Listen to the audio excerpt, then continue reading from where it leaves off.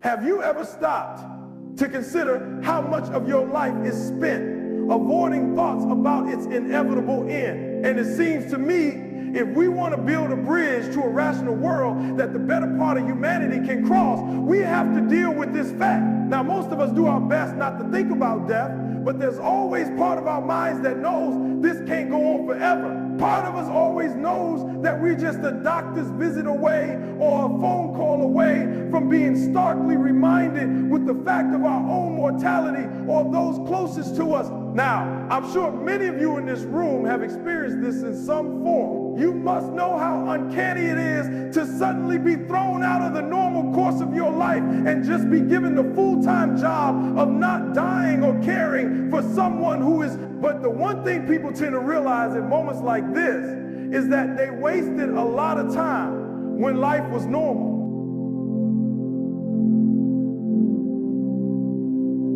It's not just what they did with their time. It's not just that they spent too much time working or compulsively checking email. It's that they cared about the wrong things. They regret what they cared about.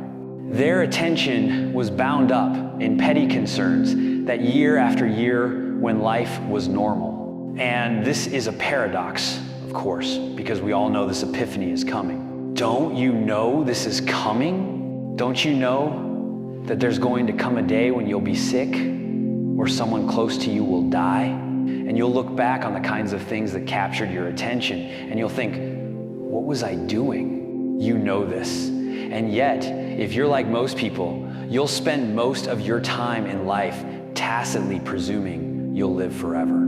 It's like watching a bad movie for the fourth time or bickering with your spouse. These things only make sense in light of eternity. Because even if you live to be 100, there's just not that many days in life. So what is the point of life? Is anything sacred? Did such a question even make sense? And I think these questions do make sense, and there are answers to them, but the answers are not a matter of getting more information. The answer is a change in attitude.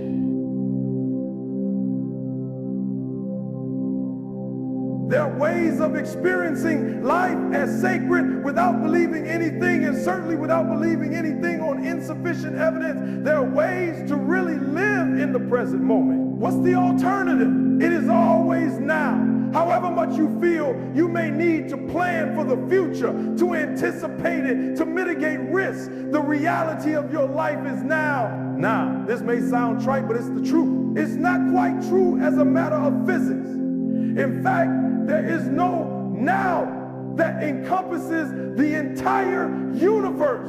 You can't talk about an event being simultaneously occurring here in one place and at the same moment occurring in Andromeda. The truth is now is not even well defined as a matter of neurology, because we know that inputs to the brain come at different moments and that consciousness is built upon layers of inputs whose timings have to be different.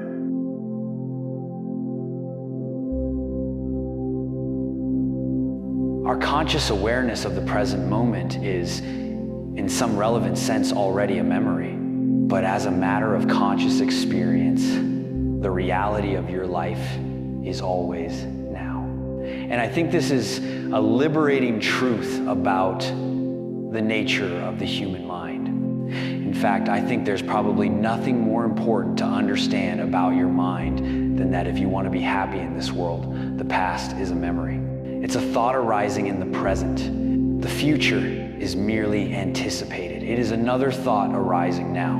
What we truly have is this moment, and this is it.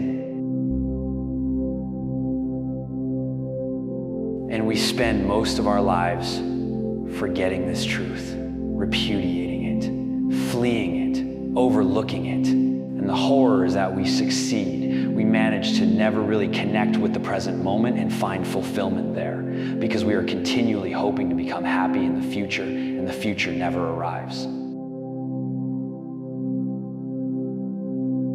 Even when we think we're in the present moment, we're in very subtle ways, always looking over its shoulder, anticipating what's coming next. We're always solving a problem, and it's possible to simply drop your problem if only for a moment, and enjoy whatever is true of your life in the present. So we have a very limited view of what's going on. We're subjectively unaware of most of what our minds are doing. And yet, when we think about what matters is consciousness and its contents. Consciousness is everything. Our experience of the world, the experience of those we care about, is a matter of consciousness and its contents. So whatever the origins of consciousness, the most important question for us is, how can we truly be fulfilled in life? How can we create lives that are truly worth living? Given that these lives come to an end, we are all in the business of seeking fulfillment and relief from suffering. This is not to say that we want mere pleasure or the easiest possible life. Much of what we want in life, much of what we want to experience, entails struggle, and many of us learn to enjoy the struggle itself in some measure. Any athlete knows that there's certain kinds of pain that are actually pleasurable. You know, if the burn of lifting weights was actually the symptom of a disease, it would be intolerable. But because it's happening in the context of a strenuous exercise and progress there, most people learn to enjoy it. So the conceptual lens through which we view even very intense sensation largely determines how we feel about it. And this is one of the many ways in which our thinking about experience changes the character of experience. So the frame we put around the present moment is important and largely determines our experience of it. You and how we think about death changes depending on whether we're thinking about dying ourselves or about losing the people we love. But whichever side of the coin we take here, death is really an ever-present reality for us. And it is so whether we're thinking about it or not. It's always announcing itself in the background, on the news, in the stories we hear about the lives of others, in our concerns about our own health, in the attention we pay when crossing the street. If you observe yourself closely, you'll see that you spend a fair amount of energy each day trying not to die. And has long been noted by philosophers and contemplators and poets, death makes a mockery of almost everything else we spend our lives doing.